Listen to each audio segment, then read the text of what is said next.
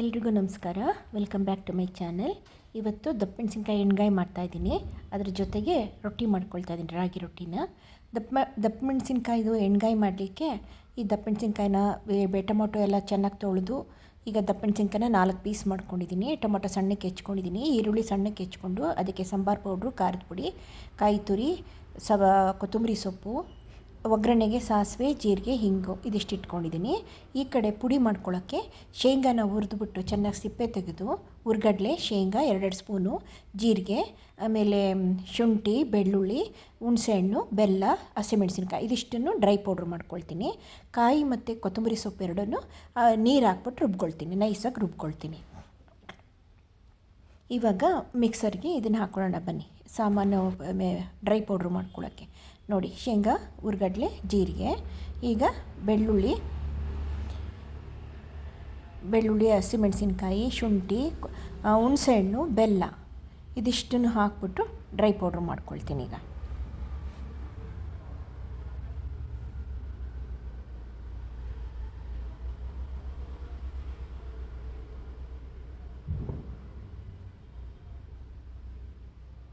ನೋಡಿ, ಎಲ್ಲ ಹಾಕಿದ್ದೀನಿ ಮಿಕ್ಸರ್ಗೆ. ಈಗ ಪುಡಿ ಮಾಡ್ಕೊಳ್ತೀನಿ ಅದನ್ನ.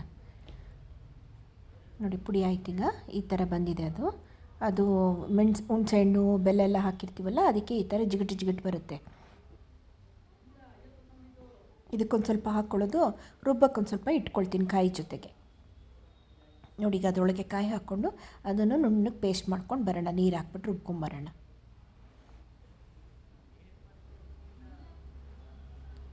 ನೋಡಿ, ನೈಸಾಗಿ ರುಬ್ಕೊಂಬಂದಿದ್ದೀನೀಗ. ನೋಡಿ, ಫುಲ್ ನೈಸಾಗಿರಬೇಕು, ತರ್ತರಿ ಇರಬಾರ್ದು, ಇಲ್ಲರ ಪಲ್ಯ ಚೆನ್ನಾಗಾಗಲ್ಲ. ಈಗ ಒಂದು ಬಾಣಲಿ ಇಟ್ಕೊಂಡಿದ್ದೆ, ಕುಕ್ಕರ್ ಇಟ್ಕೊಂಡಿದ್ದೀನಿ ಸ್ಟವ್ ಮೇಲೆ. ಎಣ್ಣೆ ಹಾಕಿದ್ದೀನಿ, ಸಾಸಿವೆ ಹಾಕಿದ್ದೀನಿ.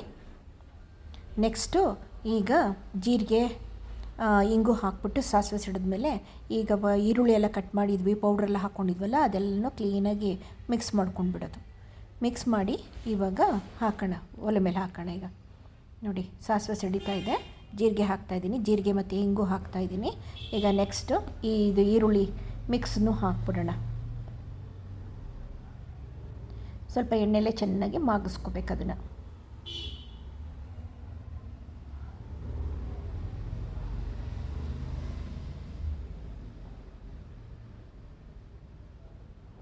ಒಂದೆರಡು ನಿಮಿಷಕ್ಕೆ ಮಾಡ್ಕೊಳ್ತೀನಿ. ಒಂಚೂರೇ ಚುಟುಕಿ ಉಪ್ಪು ಹಾಕ್ತೀನಿ ಇವಾಗ, ಈರುಳ್ಳಿ ಸ್ವಲ್ಪ ಬೇಗನೆ ಬೇಯ್ಕೊಳ್ಳಿ ಅಂತ. ನೆಕ್ಸ್ಟ್ ಅದಕ್ಕೆ ಇವಾಗ ಟೊಮೊಟೊನ ಹಾಕೋಣ.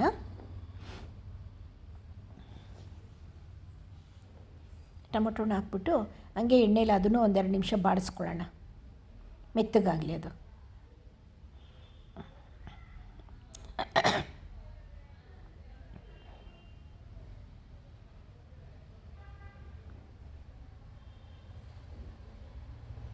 ನೋಡಿ, ಚೆನ್ನಾಗಿ ಬಾಡಿದೆ.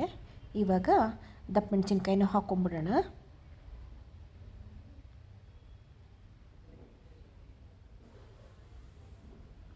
ಅದು ಒಂದೆರಡು ನಿಮಿಷ ಹಾಗೆ ಎಣ್ಣೆಯಲ್ಲಿ ಬಾಡ್ಕೊಳ್ಳಿ.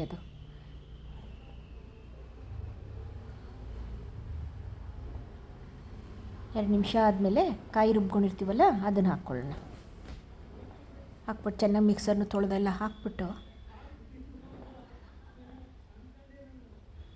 ಇದಕ್ಕೇನಿಲ್ಲ, ಮತ್ತು ಉಪ್ಪಷ್ಟೇ ಹಾಕೋದಿದೆ. ಖಾರದ ಪುಡಿ ಹಾಕಾಯಿತು, ಬೆಲ್ಲ ಹಾಕಾಯಿತು, ಹುಣಸೆಹಣ್ಣು ಹಾಕಾಯಿತು, ಎಲ್ಲ ಹಾಕಾಗೋಗಿದೆ. ಬರೀ ಉಪ್ಪಷ್ಟೇ ನೋಡ್ಕೊಂಡು ಹಾಕಬೇಕು, ಯಾಕೆಂದರೆ ಈರುಳ್ಳಿ ಮತ್ತು ಟೊಮೊಟೊ ಬೇಯುವಾಗ ಒಂದು ಸ್ವಲ್ಪ ಉಪ್ಪು ಹಾಕಿತ್ತಲ್ಲ, ನೋಡ್ಕೊಂಡು ಉಪ್ಪು ಹಾಕ್ಕೊಂಡು ಮಾಡ್ಕೋಬೇಕು.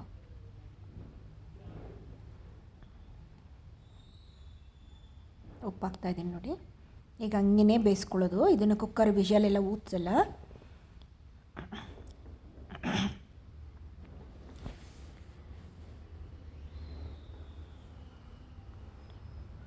ಹಂಗೇ ಕುಕ್ಕರ್ ಅರ್ಧಂಬರ್ಧ ಮುಚ್ಚಿಬಿಟ್ಟು ಬೇಯಿಸೋದು. ಇದನ್ನು ವಿಷಲ್ ಹಾಕ್ಸ್ಬಾರ್ದು, ತುಂಬ ಬೇಯ್ಕೊಂಬಿಟ್ರೆ ಟೇಸ್ಟೇ ಬೇರೆ ಆಗಿಬಿಡುತ್ತೆ.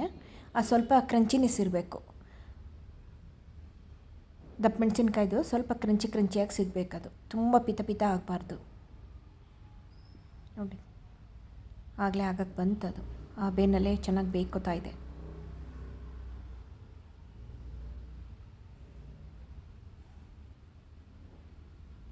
ಆಯಿತಾ, ಬಂತು, ತೆಗಿಯೋಣ ಈಗ. ನೋಡಿ, ಕಲರ್ ಚೇಂಜ್ ಆಗಿದೆ ನೋಡಿ. ದಪ್ಪಮೆಣಸಿನ್ಕಾಯ್ದು ಕಲರ್ ಕೂಡ ಚೇಂಜ್ ಆಗಿದೆ.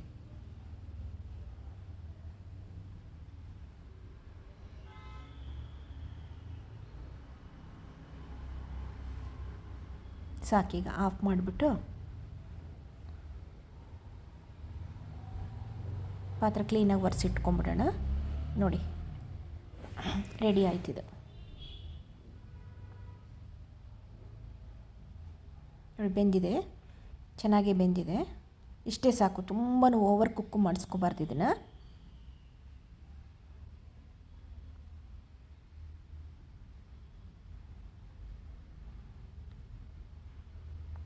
ರೆಡಿ ಆಯಿತು ನೋಡಿ, ದಪ್ಪಮೆಣಸಿನ್ಕಾಯಿ ಎಣ್ಗಾಯಿ ರೆಡಿ ಆಯಿತು.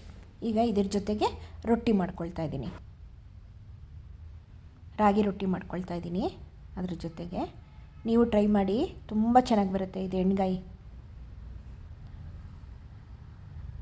ನೋಡಿ ರೆಡಿ ಆಯಿತು. ನೀವು ಟ್ರೈ ಮಾಡಿ ಟೇಸ್ಟ್ ಮಾಡಿ ಹೇಳಿ, ಓಕೆನಾ? Thank you.